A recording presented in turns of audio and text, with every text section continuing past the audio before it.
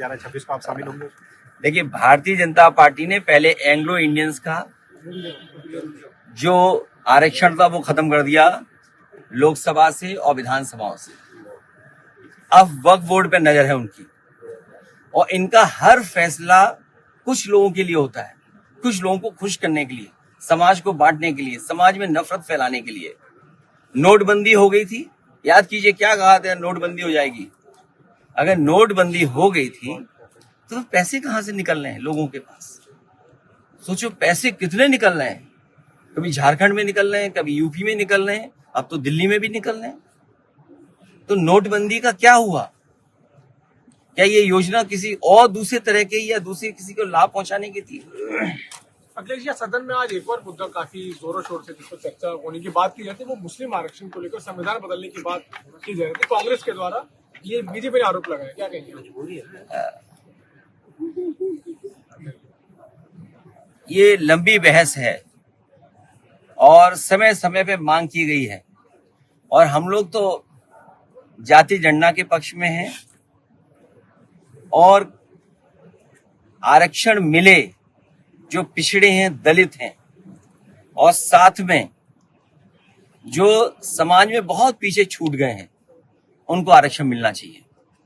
लड़ाई लंबी है जाति जनगणना की, और इसीलिए तो सेंसस नहीं हो रहा है, क्योंकि सेंसस जिस समय होगा तो बहुत सारी ये बातें जो आप सवाल उठा रहे हैं या जो सवाल हम उठा रहे हैं वो सब आएंगे उसमें।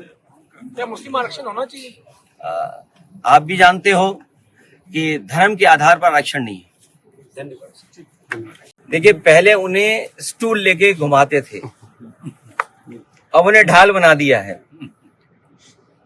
और ढाल इसलिए बनाया है कि वो पिछड़ी जाति के हैं। वो कहानी तो सुनी होगी ना, कुल्हाड़ी वाली, पेड़ और कुल्हाड़ी वाली। शायद उस बात को वो समझते होंगे। अभी तो सुनने में आ रहा था कि कुछ लोग उन्हें कुछ बनाना चाहते थे, कुछ विधायक लोग कहीं भेजना चाहते थे कि ये बाबा जी दिल्ली चले जाएं। कौन से बाबा दिल्ली चले जाएं? महाकुंभ तो खत्म हो गया। कौन से बाबा जी दिल्ली चले जाएं?